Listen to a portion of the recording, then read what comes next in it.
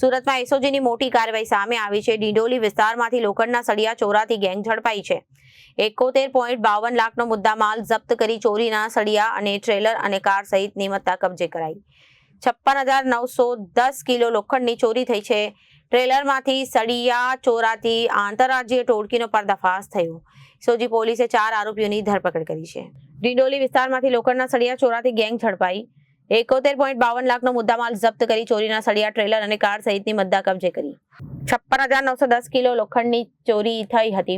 ટ્રેલરમાંથી સળિયા ચોરતી આંતરરાજ્ય ટોળકીનો પર્દાફાશ કરવામાં આવ્યો। એસઓજી પોલીસે 4 આરોપીઓની ધરપકડ કરી રાજસ્થાન અને ઉત્તર પ્રદેશના શખ્સો દ્વારા પોલીસની ગિરફમાં ડિંડોલી ભાગ્યલક્ષ્મી સોસાયટી પાસેથી એસઓજી અને આરોપીઓને દબોચ્યા। ટ્રેલરમાંથી લાઈવ ચોરી થઈ પોલીસે ઝડપી પાડી।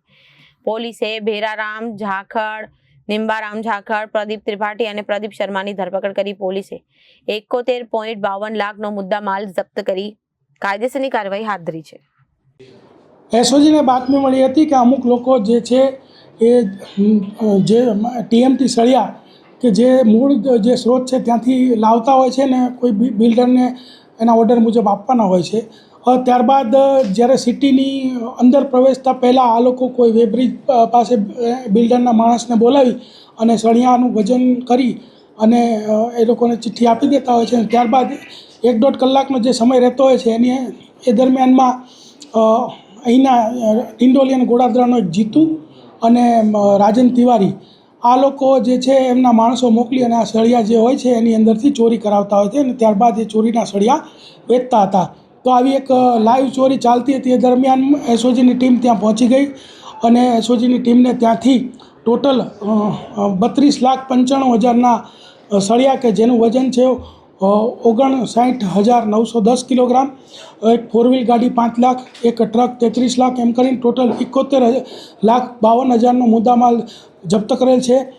કલમ 305C કે જેનો માલવાહકમાંથી ચોરી કરવાની કલમ અને 370(2) લગાડવામાં આવેલ છે અને 4 આરોપીઓ પકડેલ છે। એમાં ભેરારામ ડ્રાઈવર, નિંબારામ ક્લીનર અને પ્રદીપ ત્રિપાઠી અને પ્રદીપ શર્મા કે જે મોતીલાલ ઓસવાલમાં નોકરી કરે છે। આ 4 આરોપીઓને ઝડપીને ધોરણસર કાર્યવાહી કરવામાં આવેલ છે। જી સર, કેટલા વર્ષોથી આ લોકો ચોરીનું કાવતરું કરતા હતા?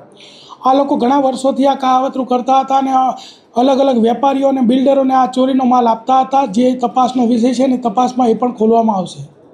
અત્યાર સુધી તપાસમાં બહાર આવ્યું કે કયા કયા બિલ્ડરો કે કયા એજન્ટોને આ સળિયા વેચવામાં આવતા હતા? અત્યારે જે આમાં જે બધું વેચવાનું કામ જે જીતુ અને રાજન તિવારી બંને વોન્ટેડ છે એ કરતા હતા અને આ જે લોકો જે પકડાય છે એના દોરી સંચાર મુજબ કામ કરતા હતા। જ્યારે એ પકડાશે ત્યારે આપણને ખબર પડશે કે સુરતના અને સાઉથ ગુજરાતના કયા કયા વેપારીઓ કયા કયા બિલ્ડર આની સાથે જોડાયેલા હતા। બીજું કે જીતુ અને રાજનનો જે ઇતિહાસ વારંવાર ચોરી કરવાના અગાઉ ગુના દાખલ થયેલા હશે અને આ નીકળશે તો તેના વિરુદ્ધમાં 370(4)ની કલમ પણ ઉમેરવામાં આવશે કે જેમાં હાઈકોર્ટ સુધી જામીન પણ મળવા પાત્ર નથી। વેચનાર અને લેનારનો સંપર્ક કેવી રીતે થયો સર?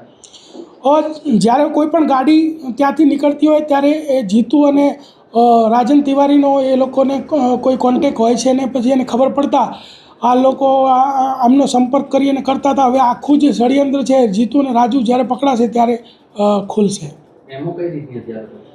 એમાં એવી હતી કે જે ગાડી ટીએમટી સળિયાની કોઈ બિલ્ડર ઓર્ડર આપે અને ત્યાંથી નીકળે અને ત્યારબાદ જ્યારે સુરત સિટીમાં પ્રવેશે એ પહેલાં વેબ્રિજ ઉપર વજન થઈ જાય પછીથી વચ્ચેના ગાળામાં આ લોકો કાઢી લેતા હતા। Reporter Arvind Rathod, Janadesh news, Surat.